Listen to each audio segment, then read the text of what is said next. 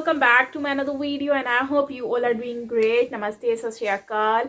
I hope आप लोग अच्छे होंगे, खुश होंगे। और मैं हूँ साइमा पीरज़ादा और आप देख रहे हैं साइमा पीरज़ादा रिएक्शन चैनल। सो दोस्तों, आज हम जो वीडियो देखेंगे ये वीडियो काफ़ी फ़नी होने वाली है, क्योंकि इसने कुछ मतलब कि फ़नी कंटेंट क्रिएट किया है। जो है वो एक इंडियन चैनल है इन्होंने, और काफ़ी मज़े की लग रही है दिखने में। तो बाकी चलते हैं, वीडियो देख लेते हैं और फिर उस पर जो है वो डिस्कस करते हैं। Let's start.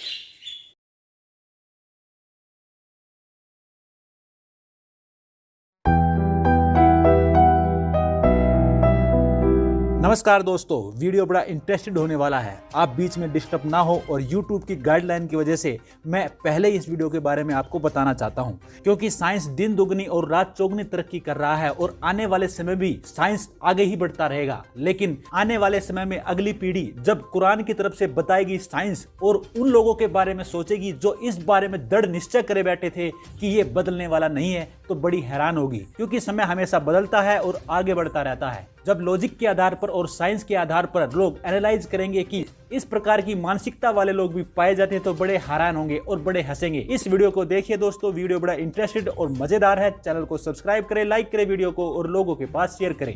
जय हिंद, जय भारत। मुल्क में गधों की तादाद में 1 लाख का इजाफा। इक्तसादी सर्वे के मुताबिक साल 2019-20 में 55 लाख गधे थे, जबकि रवा माली साल के दौरान ये तादाद 56 लाख तक पहुंच गई है।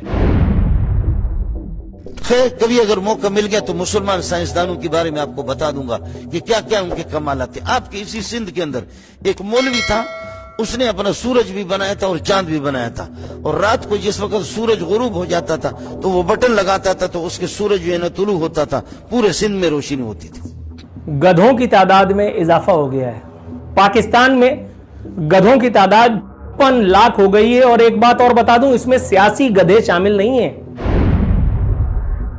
Camels milk and urine to treat cancer, यानी ऊंट के दूध और पेशाब को एक खास कॉम्बिनेशन के साथ इस्तेमाल करने से कैंसर का मर्ज दूर हो जाता है। आज से 1400 साल पहले जनाब मोहम्मद रसूलुल्लाह सल्लल्लाहु अलैहि वसल्लम ने इस हदीस पाक में कैंसर के ट्रीटमेंट की तरफ इशारा फरमा दिया था। लाहौर में गधों की तादाद में रोज बरोज इजाफा होने लगा है। महकमा लाइव स्टॉक पंजाब के मुताबिक पाकिस्तान दुनिया में गधों की तादाद के हवाले से तीसरा बड़ा मुल्क बन चुका है। फरमाते हैं, मैं 3 साल इनकलाब के दौर में रहा, और जब अमेरिका ने एंटी प्लास्टिक मिसाइल मारा, मीडिया वालों ने इमाम खुमैनी से सवाल किया। मैं उस वक्त मौजूद था उनके पहलू में। कहते हैं, जब उनसे सवाल किया गया कि इमाम आयतुल्लाह खुमैनी, आपके पास आपके घर पे एंटी प्लास्टिक मिसाइल फेंका गया है, आप क्या करेंगे? वो कहते हैं, इमाम खुमैनी ने कुछ नहीं कहा, फकत कुरान की एक आयत पढ़ी। एक आयत पढ़ी। का कौन सी आयत? का उन्होंने फकत कहा, अलम तरा कैफा फाला रब्बुका बिअस्हाबिल फील। कहते हैं ये आयत पढ़ी, इमाम कमरे में चले गए। जमाने वालों ने देखा कि उस एंटी प्लास्टिक मिसाइल के पंखे में एक चिड़िया दाखिल हुई और समंदर में फटकर गिर गया। अरे अब तक नहीं समझे? अल्लाह ने बताया कि वारिसे काबा की हिफाजत के लिए अबाबील का लश्कर। मैं समझता हूं कि सिर्फ गधों की तादाद में जो 1 लाख इजाफा हुआ है वो तो फैक्ट है, बहुत गधे यहाँ पर आ गए हैं। लेकिन बाकी मुझे बताया जाए कि कहाँ पर इजाफा हुआ है। लेकिन हमें ज्योग्राफी में पढ़ाया जाता है कि अर्थ जो है वो सूरज का चक्कर लगाता है। ये लॉजिक ये गलत है बेटा। साइंस की ये थ्योरी जो है ना, ये दुरुस्त नहीं है। असल जो थ्योरी है ना, वो कुरान और हदीस वाली है। आला हजरत हमारे इमाम अहले सुन्नत ने कुरान से साबित किया है कि जमीन मूव नहीं करती। सिर्फ लाहौर में गधों की तादाद 41,000 से तजावज कर गई। ये इंकिशाफ किया है महकमा लाइव स्टॉक पंजाब ने। अल्लाह ने जमीन को पैदा किया तो ये कांपने लगी। रब करीम ने पहाड़ बतौरे मीखे बना के इसमें लगा दिए। पहाड़ बतौरे मीखों के किले बना के लगाए। जमीन ठहर गई। जब हुजूर ने कह दिया ठहर गई तो मैं कैसे मान जाऊं? वैसे तीसरा बड़ा मुल्क बन चुका है दुनिया में। सबसे ज्यादा गधे इथोपिया और उसके बाद चीन में हैं। तो पाकिस्तान तीसरा बड़ा मुल्क है गधों की हवाले से अगर बात की जाए। तादाद यहाँ पर दुनिया भर में तीसरे नंबर पर है। आज दुनिया नाम लेती है किसका? Michael, Darwin, Newton, Einstein. इन्होंने ये कर दिया। मैं आपको बताता हूँ अल्लाह, इन्होंने कुछ नहीं किया। जो कुछ भी किया है मुस्लिम साइंटिस्टों के थ्योरी को चुरा कर, वाह वाह वाह, मुस्लिम साइंटिस्टों की मतलब नॉलेज को कन्वर्ट करके अपने नाम पे इजाद कर लिया।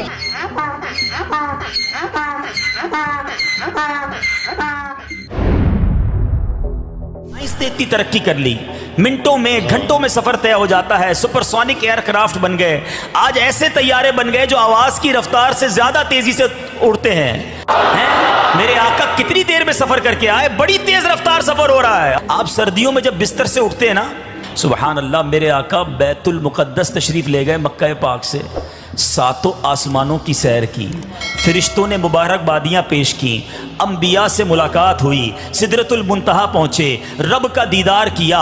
न जाने वहाँ कितना वक्त गुजारा, जन्नत के तबकात देखे, जहन्नम के तबकात मुलाहिजा फरमाए। नबी पाक वापस अपने घर पहुँचते हैं, कितनी देर लगी? उलमा लिखते बिस्तर अभी तक गर्म था। नासा जो अमेरिका का सबसे बड़ा इदारा माना जाता है खला से मुतालिक, स्पेस से मुतालिक जो तहकीकात की जाती हैं, उसका नाम है ना NASA, नासा। तो उन्होंने बाकायदा अभी पिछले दिनों एक रिपोर्ट आउट की थी और उसके बाद फिर किसी मुसलमान ने उस पर आर्टिकल लिखा था। कहा जब चांद पे गए तो खुद चांद के ऊपर एक अजीब सी लकीर नजर आई है, जैसे चांद को काट के दोबारा जोड़ा गया। नहीं है जरा वन शक्ल कमर, सूरह कमर के अंदर है कि चांद को तुमने नहीं देखा कि हमारे हबीब ने चांद के 2 टुकड़े किए, एक टुकड़े को मशरिक भेजा, दूसरे को मगरिब। आज भी जब साइंस खुल के ऐलान करेगी तो मानना पड़ेगा मोहम्मद मुस्तफ़ा के मोजज़ात सबसे ज्यादा हैं। ये कोरोना वायरस एक इंसानी शक्ल में आया और उससे पूछा, भयानक शक्ल थी, तू कौन है? उसने कहा मैं हूं कोरोना वायरस। भाई किस लिए आया? तो कह लगे कि ख्वाब के अंदर कि मैं कोरोना वायरस हूं। वहां जहां से ये चाइना में शुरू हुआ था कि वहां एक आयशा नामी औरत से ज्यादती हुई, उसके मुंह पर पट्टी बांध रखी थी, 3 दरिंदों ने ज्यादती की। वो बोल तो सकती नहीं थी, उसने दिल में अल्लाह के आगे रो के ऐसा दुखड़ा सुनाया कि या अल्लाह क्या हो रहा है कि कोई मेरा हमदर्द, कोई मुझे बचाने वाला नहीं। तक वो ज्यादती करके फारिग हुए, नकद कोरोना वायरस की सूरत में अल्लाह का अजाब आया। 3 बंदे तो वही पड़ गए। खाने की चीज में मक्खी गिर गया तो क्या करो? पूरा डुबा दो और निकाल के फेंक दो। क्यों? आपने फरमाया एक पर में मक्खी की अगर बीमारी है तो दूसरे में अल्लाह ने शिफा एंटीडोट रखा है उसका, और साइंटिफिकली अप्रूव्ड है। और साइंटिफिकली अप्रूव्ड है, इसकी पूरे रिसर्च आप पढ़ लीजिए मक्खी की दोनों की परों की। कुरान है, दिल लगी है। डॉक्टर हमें कहते हैं आप नींद ज्यादा करें, जितना आप सोएंगे आपका वायरस भी सो रहा होगा और वो मुतहर्रिक नहीं रहेगा, नुकसान नहीं करेगा। तो जब सोने के साथ वो सो जाता है तो मरने के साथ तो मर भी जाता है। कैमरामैन मोहम्मद सादिक के साथ अमीन हफीज, जियो न्यूज, लाहौर। दोस्तों वीडियो को पूरा देखने के लिए गधों के बारे में, मतलब गधे इतने सारे गधे हैं और पाकिस्तान में स्पेशली लाहौर में इतने सारे गधे हो गए हैं। अब वो कौन से वाले गधे हैं मुझे नहीं पता, लेकिन एनीवेज नो डाउट गधे मैंने यहाँ पे बहुत ज़्यादा देखे हैं और यहाँ पे बिज़नेस भी शायद ज़्यादा गधों का ही होता है। और बिज़नेस मतलब गधे यहाँ पर आपको हर जगह पर गधे बहुत ज़्यादा नज़र आते हैं। अब वो सेल करते हैं, सुनने में तो ये भी आता है कि ये चाइना को सेल करते हैं गधे, लेकिन अब पता नहीं करते भी हैं कि नहीं करते, वो तो मुझे नहीं इतना आइडिया, लेकिन वीडियोज़ में तो यही पता चल रहा होता है, आए दिन न्यूज़ आ रही होती है। और बीच में तो ये भी सुनने में आ रहा था कि गधे का गोश्त भी मतलब कि लाहौर में खिलाया गया है पका कर होटल वालों ने, मतलब कुछ भी। तो टू बी ऑनेस्टली जब से ये न्यूज़ आई है तब से मैं तो खुद भी खाना पसंद नहीं करती, ख़ासकर लाहौर से तो ना तो शवरमा खाने का दिल करता है, ना ही ये गोश्त वगैरह कुछ भी। तो क्योंकि दिल ये अजीब सा हो गया है सुनते ही कि ये क्या सीन है भाई। तो खैर इन शॉर्ट यही है कि यहाँ पर मतलब गधे और ये सारी चीज़ें बहुत ज़्यादा आम हो गई हैं, मतलब कि बेचने में और इस टाइप का कुछ सुनने में आता है। लेकिन अगर हम बात करते हैं तो बिज़नेस चलो ठीक है, बिज़नेस तो किसी भी चीज़ का हो, बिज़नेस तो बिज़नेस होता है, चाहे वो गधे का हो, चाहे वो घोड़े बेचने का हो, चाहे वो जानवर कोई जो परिंदे हैं वो बेचने का होता है, तो या फिर कोई और बिज़नेस तो बिज़नेस होता है। इसको हम ये नहीं कह सकते कि ये गलत है, लेकिन ये है कि बिज़नेस सिर्फ गधों से नहीं और भी बहुत सारी चीज़ों से किया जा सकता है। तो अच्छे जो चीज़ ज़्यादा बिज़नेस में काम है उस चीज़ को ज़्यादा रेफर देना चाहिए। दूसरा, ये मौलवी जो कह रहे हैं कि दूध के अंदर वो पेशाब मिला के और उससे जो है वो कैंसर का इलाज हो जाता है, तो बड़े अफसोस की बात है यार, बहुत ही अफसोस की बात है। मतलब वैसे अगर इंडिया में अगर कोई गाय का जो है वो मूत्र पे बात आती है तो उस पर लोग इतना मजाक बनाते हैं कि ये लोग तो ऐसे करते हैं वैसे करते हैं। वैसे मुझे पता है 100% तो ऐसा कोई करता नहीं है, वहाँ पे भी समझदार लोग रहते हैं, ऐसा नहीं है। लेकिन कोई एक दो करता भी हो उसके, क्योंकि वीडियो वायरल होती हैं तो उसको लोग देखकर तो वो समझते हैं कि सारे ही ऐसे ही करते हैं। लेकिन जहाँ तक मुझे आइडिया है तो सारे ऐसा नहीं करते हैं। मुझे भी पता है हर जगह पर अच्छे भी लोग होते हैं, बुरे भी होते हैं, हर जगह पर हर तरह के लोग होते हैं, उनका कॉन्सेप्ट अलग होता है, उनका माइंड अलग होता है।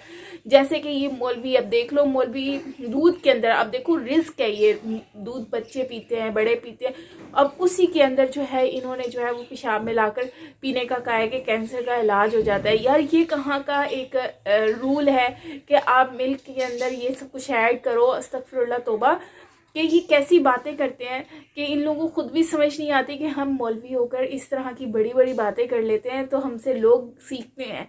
तो क्या सीखते हैं? ये दूध के अंदर पेशाब मिला के पी लो सिर्फ कैंसर को ख़त्म करने के लिए। तौबा तौबा, कैसी बातें हो रही है।